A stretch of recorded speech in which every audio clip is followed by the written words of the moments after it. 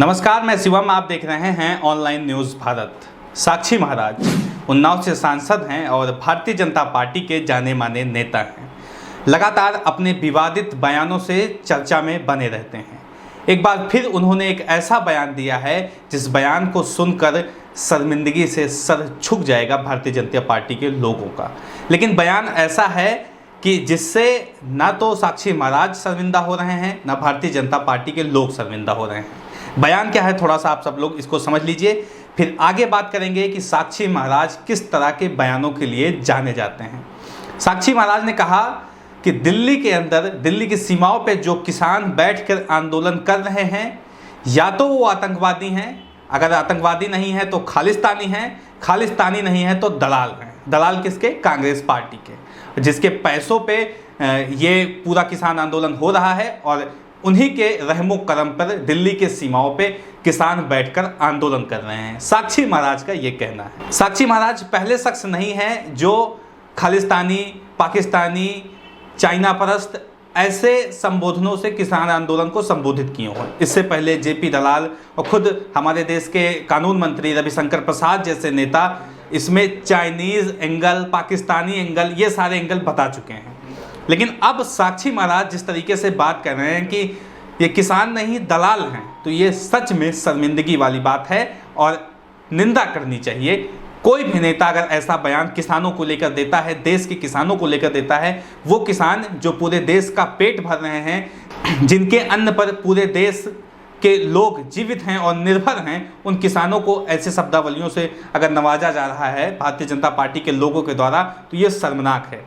अगर किसान किसी मांग को लेकर दिल्ली के सीमाओं पे बैठे हैं तो उनकी मांग जायज़ या नाजायज़ हो सकती है, उस पर चर्चा हो सकती है। लेकिन अगर किसानों को ये कहा जा रहा है कि वो दलाल हैं, आतंकवादी हैं, आतंकवादी नहीं है तो खालिस्तानी हैं, पाकिस्तानी हैं, चाइना परस्त हैं, तो ये शर्मिंदगी वाला बयान है। और साक्षी महाराज का ये कोई पहला बयान नहीं था जिस बयान से वो चर्चा में आए हों और मीडिया कवरेज इकट्ठा करने की बात कर रहे हों। इसके पहले आप सब लोग को याद होगा किस तरीके से हिंदू माताओं को वो कह रहे थे कम से कम 4 बच्चा पैदा करें। हिंदू माताएं जो हैं वो कम से कम 4 बच्चा पैदा करें। ये साक्षी महाराज का बयान था, कुछ साल पहले का ही बयान है और बहुत चर्चित बयान था। जिस तरीके से एक तरफ प्रधानमंत्री मोदी लगातार इस बात को कहते हैं कि जनसंख्या कंट्रोल होनी चाहिए, जनसंख्या नियंत्रण बिल लाने की बात करते हैं, और दूसरी तरफ साक्षी महाराज जैसे उन्हीं के नेता इस बात को कहते हैं कि हिंदू माताएं 4 बच्चे पैदा करें। और ऐसा क्यों? उनके अनुसार कि मुस्लिम में चलन है कि वो ज़्यादा बच्चा पैदा करते हैं और अगर हिंदू लोग कम बच्चे पैदा करेंगे तो कम्पीट नहीं कर पाएंगे, डिफीट हो जाएंगे। ये तर्क दिया जा रहा है साक्षी महाराज के द्वारा और यही हमारे देश की सच्चाई बन चुकी है कि हम ऐसे नेताओं को जिताकर संसद में पहुंचाते हैं और यही लोग हमारे लिए ऐसे कानून बनाते हैं जिससे देश का क्या भला हो सकता है, ये हम सब लोग सोच सकते हैं। एक और बयान है इनका, आप सब लोग ये भी देख लीजिए। साक्षी महाराज ने कहा कि अगर मुस्लिमों से लड़ना है तो हमें अपनी जनसंख्या बढ़ानी पड़ेगी, और इसके साथ साथ ये भी कहे कि जब कोई मुस्लिम की जान जाती है तो उसे पैसे मिलते हैं, मुआवजे मिलते हैं, लेकिन हिंदू की जान जाती है तो उसमें कोई पैसा नहीं मिलता, कोई मुआवजा नहीं मिलता। मेरा सवाल ये है कि किसी की भी जान क्यों जाए? सरकार की जिम्मेदारी बनती है कि सभी नागरिकों को सुरक्षा मुहैया करवाए, किसी की जान क्यों जाए? लेकिन इस पर बात नहीं की जाएगी। बात इस पर की जाएगी कि जिस शख्स की जान गई उसका धर्म क्या था और उसको कितना लाभ मिल रहा है। तो ये सारी चीज़ें हो रही हैं देश में। इसके साथ साथ आप सब लोग एक चीज़ और जान जाइए, आप सब लोग के लिए जानना जरूरी है कि ये वही साक्षी महाराज हैं जो कुलदीप सैय्यर जैसे अपराधी से जेल में मिलने जाते हैं और उसे शाबाशी लेने जाते हैं कि लोकसभा चुनाव में किस तरह से कुलदीप सैय्यर जैसे लोग इनकी मदद किए और वो लोकसभा चुनाव जीते, और जेल में जाके उनको शाबाशी देते हैं, बधाई देते हैं। ये सारा प्रकरण होता है। ये वही साक्षी महाराज हैं और आज किसानों के ऊपर ये प्रश्न चिन्ह लगा रहे हैं। ये वीडियो है साक्षी महाराज का, 1 मिनट का। इस वीडियो को आप सब लोग देखें। वो किसान है ही नहीं, या तो खालिस्तानी है, या आतंकी है, या दलाल हैं, या राजनीतिक पार्टी का कुछ लोग हैं। अब राकेश टिकैत को अगर हम लें तो 2014 में राकेश टिकैत हमारे प्रत्याशी के सामने अजीत सिंह की पार्टी से चुनाव लड़े थे लोकसभा का, 9000 भी वोट नहीं मिले थे। तो जिस आदमी को 9000 वोट न मिले हों, अब अपनी धरती तलाशने के लिए किसान का आंदोलन लेके खड़ा हो जाए। ऐसे ही आपके राजस्थान में कांग्रेस सरकार है, कुछ यहां से पुश कर दिया गया, वो पंजाब में कांग्रेस सरकार है, वहां से पुश कर दिया गया।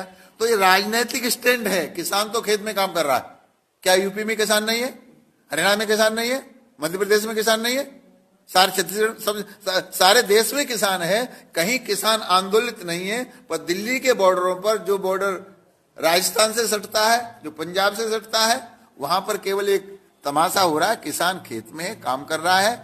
और एमएसपी जो आरोप लगाए गए, लोकसभा में हमारे कृषि मंत्री जी ने कहा कि ये काला कानून, तो कानून में काला बताओ क्या है, हम निकाल देते काले काले को, सफेद रहने देते।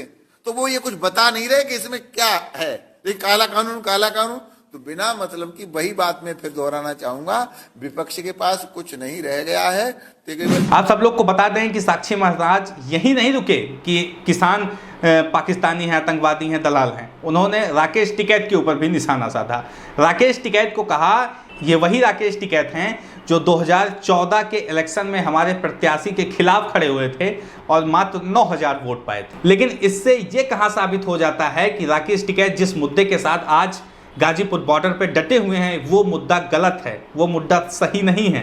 ये कहीं से भी साबित नहीं होता कि राकेश टिकैत आज इस समय जो तत्कालीन रूप में किसानों के हित के लिए कर रहे हैं वो गलत है। लेकिन उस पर बात नहीं की जाएगी, बात उनके इतिहास पे की जाएगी, बात उनके वर्तमान पे नहीं की जाएगी, बात उनके भूतकाल पे की जाएगी। किस तरीके से ये बताने की कोशिश की जा रही है कि राकेश टिकैत के साथ जो लोग हैं वो केवल कांग्रेस के बरगलाए लोग हैं, ये कहना है साक्षी महाराज का।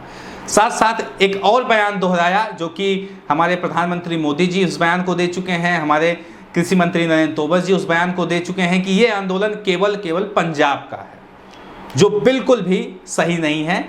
इस आंदोलन में पंजाब, हरियाणा, उत्तर प्रदेश, राजस्थान, मध्य प्रदेश, महाराष्ट्र लगभग सभी देने की कोशिश की जा रही है ताकि एक नैरेटिव जनरेट हो जाए और जिस मंसूबे को लेकर ये सत्ता में आए थे उस मंसूबे को पा सकें, उस मंसूबे में कामयाब हो सकें।